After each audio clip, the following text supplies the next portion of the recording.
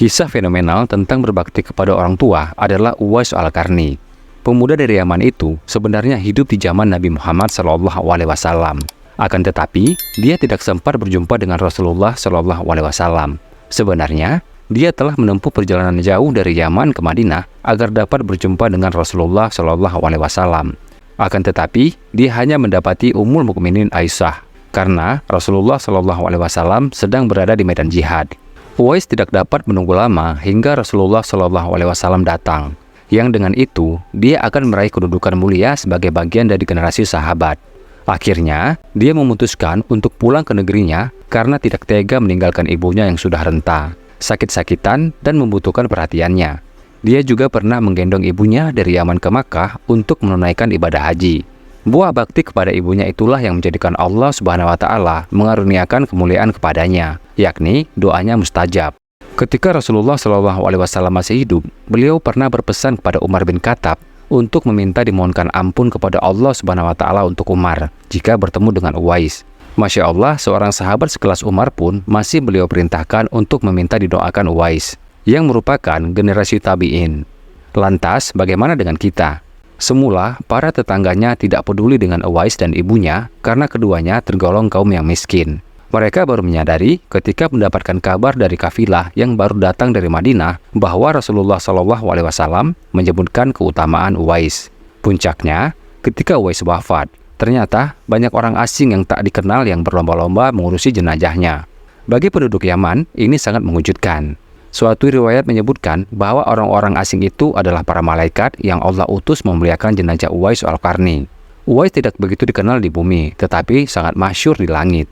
Dalam kisah masyhur tentang 3 orang yang terperangkap dalam gua, satu di antaranya mereka adalah seorang laki-laki yang berbakti kepada kedua orang tuanya. Disebutkan dalam hadis panjang riwayat Imam Al-Bukhari dan Imam Muslim dari Abdullah bin Umar bahwa laki-laki itu memiliki orang tua yang sudah lanjut usia.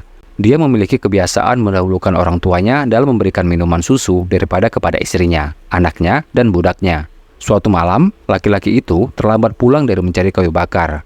Didapatinya di rumah, kedua orang tuanya telah terlelap. Dia enggan membangunkan mereka berdua dan memilih menunggu hingga fajar terbit dan mereka terbangun. Padahal, anaknya menangis semalaman meminta minuman susu itu. Dan amal saleh itu ternyata mampu menjadi perantara menggeser batu yang menutupi pintu gua. Sekelumit kisah tersebut merupakan bagian kecil dari keistimewaan berbakti kepada kedua orang tua. Kisah lain tentang berbakti kepada orang tua adalah Fadl bin Yahya. Aku belum pernah melihat orang yang paling berbakti kepada ayahnya daripada Fadl bin Yahya, kata Makmun. Apa bakti Fadl kepada ayahnya? Ketika Fadl dan ayahnya berada di penjara, petugas penjara melarangnya memasukkan kayu bakar ke dalam penjara. Padahal, ayahnya hanya bisa berwuduk menggunakan air hangat. Fadl pun mengambil botol dan mengisinya dengan air, kemudian mendekatkannya pada api lampu. Dia tetap berdiri memegang botol tersebut hingga pagi agar air dalam botol menjadi hangat. Dia melakukan itu semata-mata karena berbakti kepada ayahnya. Setiap orang tua pasti mendapatkan anak yang saleh dan berbakti kepadanya. Pertanyaannya, bagaimana mencetak anak yang saleh dan berbakti itu? Karena sebaik-baiknya metode pendidikan adalah keteladanan. Maka, untuk membentuk anak yang saleh dan berbakti, terlebih dahulu kita orang tuanya harus menjadi pribadi yang saleh dan berbakti kepada kedua orang tua kita, baik ketika mereka masih hidup maupun telah tiada. Seorang anak yang tega menelantarkan kedua orang tuanya, jarang mengunjungi keduanya dengan alasan sibuk, bahkan dalam taraf keterlaluan memilih menitipkan orang tuanya di panti jompo daripada merawatnya dengan penuh kesabaran untuk berburu surganya. Jangan heran bila kelak ketika dia telah memasuki usia senja, anaknya juga akan berinisiatif mengirimkannya ke panti jompo. Lantas, mengapa hal semacam ini bisa terjadi? Karena anak adalah imitator atau peniru yang ulung. Apabila orang tuanya sering menelantarkan kakek atau neneknya, bahkan menitipkannya di panti jompo, maka dia akan mendapatkan teladan bahwa menitipkan orang tua di panti jompo itu lazim atau sah-sah saja. Bahkan, mungkin dianggapnya sebagai kebaikan daripada orang tuanya tidak ada yang mengurus karena dia sendiri sibuk dengan aktivitasnya. Padahal, Rasulullah SAW pernah bersabda, sungguh hina, dan sungguh hina. Ditanyakan, siapakah yang hina itu, wahai Rasulullah? Beliau menjawab, seseorang yang salah satu atau keduanya atau orang tuanya sampai berusia lanjut atau masih hidup, tetapi dia tidak bisa masuk surga karena tidak berbakti kepadanya. Hadis riwayat Muslim. Orang tua kita, terutama ibu, jasanya tiada terkira. Semenjak mengandung kita dalam rahimnya, ibu mengalami kepayahan demi kepayahan. Setiap hari, dia harus membawa kandungannya yang semakin membesar. Puncak perjuangannya adalah ketika masuk persalinan karena dia harus berjuang antara hidup dan mati. Sebagai balasannya, Allah Subhanahu wa Ta'ala akan mengaruniakan pahala syahid jika dia meninggal dunia. Seorang anak yang berada di puncak kesuksesan dengan kejayaan yang melimpah ruah hingga tak akan habis untuk 7 generasi, tetapi tidak akan cukup untuk membalas jasa ibu yang mengandung, melahirkan, menyusui, dan merawatnya hingga dewasa. Rasulullah Shallallahu Alaihi Wasallam bersabda, seorang anak tidak pernah bisa membalas kebaikan orang tuanya, kecuali dia menemukan orang tuanya menjadi budak, kemudian ia membelinya dan memerdekakannya. Hadis riwayat Muslim. Pernahkah kita membayangkan kehidupan seorang budak? Status budak itu tidak jauh beda dengan barang milik yang dapat diperjualbelikan dan diperlakukan sesukanya. Apabila budak itu seorang laki-laki yang kuat, dia dapat dipekerjakan dengan pekerjaan yang berat seberat-beratnya sesuka majikannya.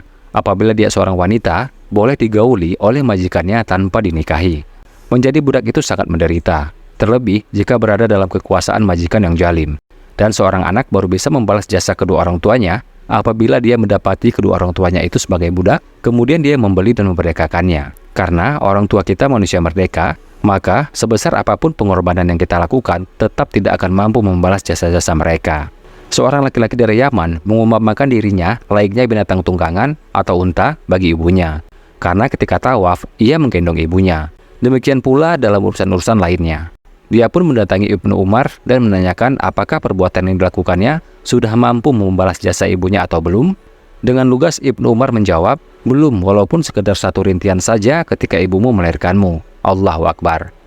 Allah Subhanahu wa Ta'ala melarang seorang anak berkata cis, alah, dan semisalnya yang dapat menyakiti hati kedua orang tuanya. Allah Subhanahu wa Ta'ala menuntunkan agar seorang anak mengucapkan perkataan yang mulia kepada kedua orang tuanya. Ucapan termasuk kata-kata kasar yang paling minimal kekasarannya, ulas Ibnu Katsir. Selanjutnya, kita diperintahkan untuk memohon ampunan untuk mereka berdua dengan berdoa. Wahai Rabbku, ampunilah aku dan kedua orang tuaku. Sayangilah keduanya sebagaimana mereka telah menyayangiku di waktu kecil. Sering-seringlah mendoakan kedua orang tua dengan doa tersebut, dan ajarkan pula anak-anak kita untuk melantunkannya. Demikianlah kisah tentang berbakti kepada orang tua. Semoga video ini dapat memberikan manfaat. Lebih dan kurangnya mohon dimaafkan. Wallahu a'lam bishawab. Assalamualaikum warahmatullahi wabarakatuh.